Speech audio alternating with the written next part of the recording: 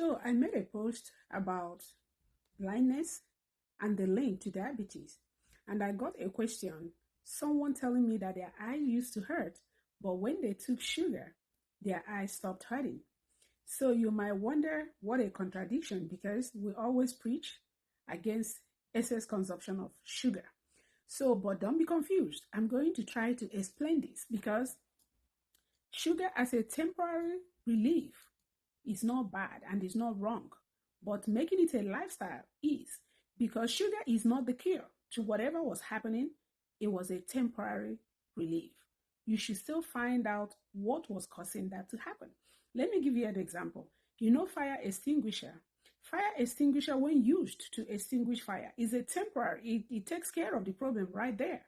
But if you now go start spraying it every single day, you're spraying fire extinguisher, it's not good anymore. It's going to cause more harm than good.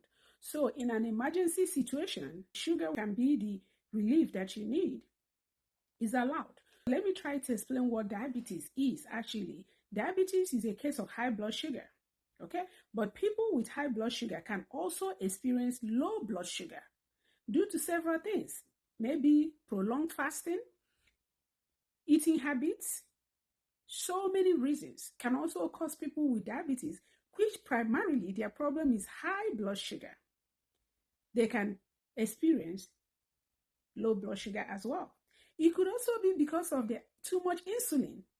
They're taking insulin. What is insulin? Insulin is what is lacking in people with high blood sugar. Okay, is it that insulin is not working, is not being produced enough, or it doesn't have the pathway that it needs? But it has to do with insulin. So in some cases, to take care of high blood sugar, patients are given insulin. Okay, now when you go and take that insulin, there was a time I went to Nigeria and I was very scared of someone that I saw. They will be taking their insulin they haven't eaten. And when I now ask them, do you know if your blood sugar is high? Why are you taking that? They say, oh, they don't know. They just take it every morning. So, which is part of why I do what I do. I feel like a lot of information is not as disseminated as it could be. Okay, especially to our people, to my people. It breaks my heart sometimes when I see certain ignorance. So this older woman, the doctor have given them insulin. So every time maybe by 11 o'clock, they take their insulin. They don't have the proper knowledge that, okay, this insulin you're taking is going to take away sugar from your blood. So if you have not eaten sugar and it now takes away the little that you have, you might now have too low of blood sugar. And when the blood sugar is now too low, it's a different kind of problem. You can faint. You start experiencing dizziness. You can have eye pain. It's so many other things that can come from that. So I need my followers to understand these things. And then maybe you can explain it to other people that don't have access to social media. And then share this video to people that have access so they can learn. And I try to break it down in as elementary form as possible. So low blood sugar doesn't mean someone have diabetes. But it can happen to anybody. It can happen even to people that have diabetes. If your eye hurts and sugar makes you feel better, just like the comment I got, it's okay. But I'll still tell you to go find out why your eye was hurting. Figure out why your blood sugar was low, if that is the reason why your eye was hurting. So you can be able to change it. You can be able to take care of it. Because if you keep eating sugar, because it makes your eye not to hurt, you're going to end up creating a different type of problem. You can even end up with slowly damaging your eyes. And then we're talking blindness down the line. I don't know if I'm making sense. If I'm making sense, let me know, because I want to make sure I'm explaining this well enough. Okay? So the solution is not to keep eating sugar. If it's an emergency, that's okay. But then get you a long-term solution. And sugar is never a long-term solution. Okay? That being said, I think I just tried to explain the difference between high blood sugar and low blood sugar. That being said, another person asked me which one is better. None of them is better. High blood sugar is not good. Low blood sugar is not good. You want it to be within that normal range, which I believe is about 70 to 99. But I think even if it's up to 130 or so, it should still be okay. You just don't want to start getting into 140 and above, okay?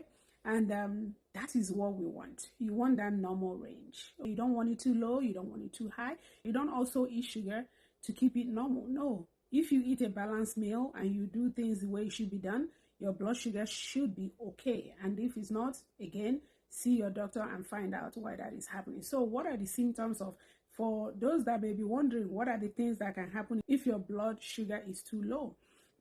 I wrote it down. You can start experiencing dizziness, shakiness, sweating, headache, blurry vision, and eye pain or pressure. Okay? So in that moment, a little sugar should be okay to normalize you. And then, if you have high sugar in your blood, it can slowly damage your eyes, kidneys, nerves, heart. It's endless. So now we're talking organs, and you don't want that. Okay?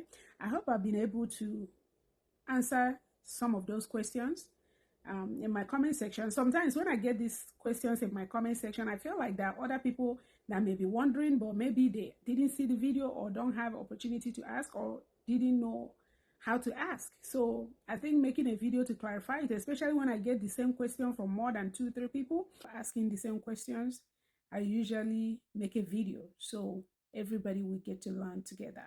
And you learn from me and I learn from you and we keep learning together, okay?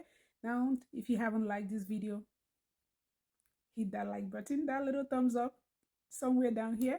It really does help me out, okay? And if you haven't followed, consider following us and consider subscribing if you can. And until next time, don't forget to share this video. Help somebody else out, okay? Help a brother, help a sister. Let's keep spreading this awareness together. And until next time, may God bless you. Bye. The good news is nowadays you can test your blood sugar at home.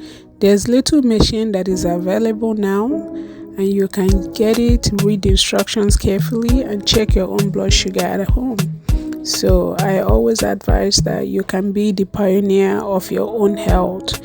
You have to be on top of your health because nobody is going to care about you more than you care about yourself, not even your doctor. So look into that, especially if blood sugar, if high blood sugar or diabetes run in your family. If your parents had it, your uncle had it, is something you should keep an eye on.